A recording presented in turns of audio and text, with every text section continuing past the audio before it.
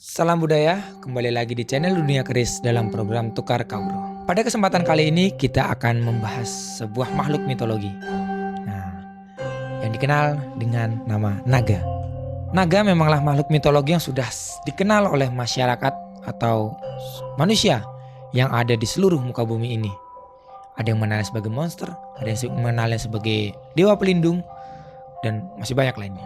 Lalu bagaimana dengan naga-naga yang tergambar pada bilah-bilah keris? Bagaimana kita akan menafsirkan naga itu? Apakah naga itu akan menjadi pelindung bagi pemiliknya atau malah menjadi petaka atau monster itu sendiri bagi pemiliknya?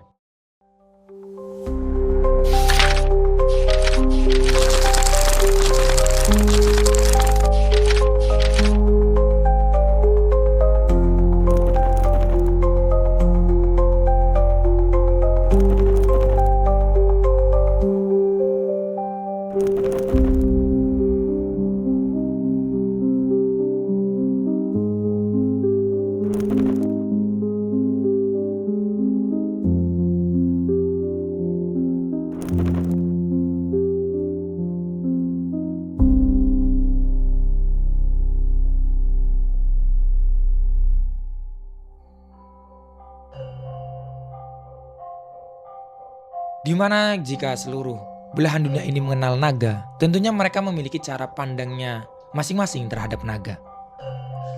Jika di Eropa, naga dianggap sebagai makhluk monster yang kejam dan keji, sehingga siap menghancurkan segala yang apa saja yang ada di depannya.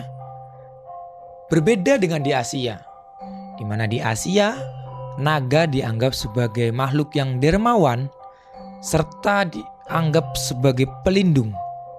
Dari kisah-kisah legenda, kita bisa melihat beberapa kisah di mana naga akan melindungi harta karun, naga akan melindungi contohnya obat yang sangat berharga, senjata yang sangat sakti, bahkan tuan putri sekalipun. Di Asia, naga digambarkan sebagai makhluk seperti ular besar dengan sisik, lalu memiliki kaki dan bisa terbang tanpa menggunakan sayap. Jika di Eropa, naga digambarkan memiliki sayap dengan ekor yang berduri atau tubuh yang berduri-duri, terus memiliki kaki yang besar seperti reptil. Tetapi di Indonesia, naga digambarkan dengan bentuk yang lebih sederhana. Naga digambarkan seperti sesosok ular pada umumnya. Ada juga yang digambarkan dengan menggunakan sebuah mahkota, di mana jika naga itu memiliki kekuasaan atau kekuatan tersendiri. Kita juga bisa melihat beberapa bentuk naga yang terukir di candi-candi atau di lukisan-lukisan zaman dulu. Selain di lukisan, naga ini juga terukir pada bilah keris. Karena memang ada beberapa anggapan bahwasanya bentuk keris memiliki terkaitannya dengan naga. Hal ini sempat kita singgung juga di salah satu video kita yang membahas tentang keris lu dan keris lurus, yang bisa saudara tonton di pojok kanan atas videonya. Ukiran-ukiran naga ini juga banyak tergambarkan atau terukir pada keris. Beberapa keris ada yang mengukirkan naga dengan bentuk seperti ular pada umumnya, dan juga ada yang mengukirkan naga ini dengan bentuk ular yang menggunakan sebuah mahkota ataupun aksesoris kepala lainnya. Selain itu juga memiliki bentuk tubuh yang berbeda-beda dan bervariatif juga. Ada juga yang menggambarkan bentuk tubuhnya yang tidak terlalu banyak atau memenuhi bilah, biasanya memiliki di bagian bawahnya saja pada keris. Ada juga yang full, bentuknya dari bawah hingga atas tubuh naga tersebut terukir dengan jelas. Dan ditambah lagi dengan variasi lain yang dengan kinatah ataupun hiasan-hiasan lainnya. Saat teknologi pembuatan keris sudah semakin maju, bentuk-bentuk naga mulai disematkan oleh para pandai atau para empu kepada bilah-bilah keris. Diyakini bentuk-bentuk naga ini sudah mulai populer sejak kejayaan era Sultan Agung Hanyokrokusumo hingga Mataram Surakarta. Bentuk naga yang digambarkan pada bilah keris juga bervariatif dan berbeda-beda. Ada yang menggambarkan seperti bentuk ular pada umumnya, ada juga yang menggambarkan seperti bentuk ular dengan mahkota atau dengan aksesoris lainnya. Di antara contoh-contoh bentuk naga atau bentuk dapur naga pada keris ada seperti naga siluman, di mana bentuk naga yang tersemat dalam bilah keris hanya berupa bayangan atau siluetnya saja. Tidak diukirkan secara detail bentuk naga hingga mungkin sisik atau detail-detail lainnya, hanya bentuk siluetnya saja. Lalu ada juga yang bentuknya hanya bagian kepalanya saja pada bagian gandinya. Itu yang biasa disebut dengan dapur naga tapa. Ada yang memiliki badan tetapi terukir pada bagian gonjonya, yang biasa disebut dengan dapur naga salira. Tapi tak sedikit juga naga yang memiliki bentuk tubuh yang utuh. Dari bawah bilah keris hingga ujung keris itu memiliki bentuk tubuh yang utuh. Seperti contohnya ada dapur naga sosro atau naga sasra dan juga naga raja. Dimana kalau naga sasra itu dan naga raja memiliki perbedaan pada bagian aksesoris yang digunakan. Jika naga sasra menggunakan, kalau dalam bahasa Jawanya itu adalah kupluk atau tutup kepala. Lalu naga raja itu menggunakan mahkota, dimana kita tahu raja memiliki sebuah tahta yang memiliki dengan simbol sebuah mahkota. Selain dua bentuk ini juga ada yang namanya bentuk naga sapto, berbeda dengan bentuk naga sasra tadi. Perbedaannya pada bagian tubuhnya.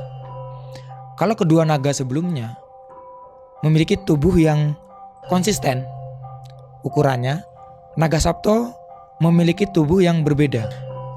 Dia seakan-akan tubuhnya akan lebih melebar saat di pertengahan tubuhnya. Ukiran badannya dari bawah bilah sampai atas bilah itu memenuhi keris.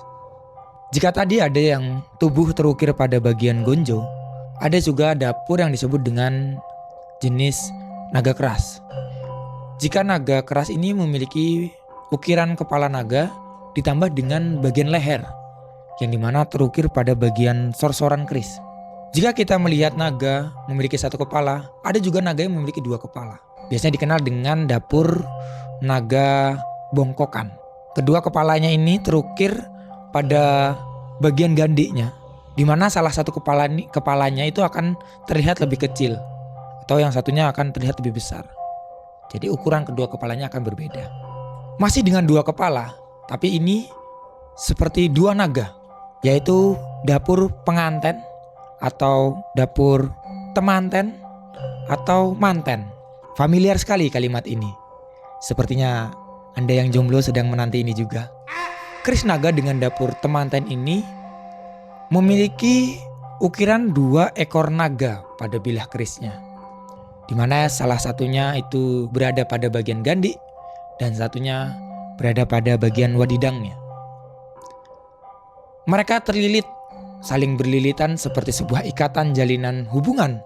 Lilitan ini terus melilit mengikuti irama lekuk dari luk keris tersebut. Bentuk dengan dapur naga ini masih ada banyak sekali. Dari yang sepuh hingga yang kamardikan, itu ada banyak sekali bentuk dapur naga.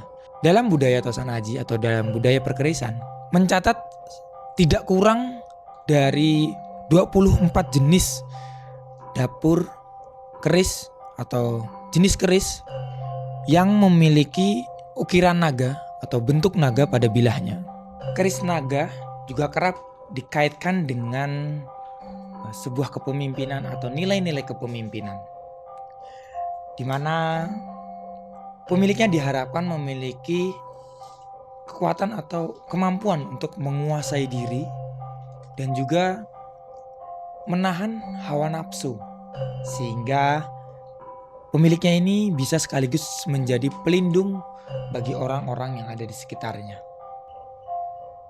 Bentuk naga yang berliuk-liuk juga menjadikan sebuah gambaran perjalanan kehidupan, yang dimana setiap kehidupan pasti memiliki sebuah rintangan atau cobaan yang membuat kita harus memilih jalan yang berbeda, tetapi dengan satu tujuan yang sama dan luhur.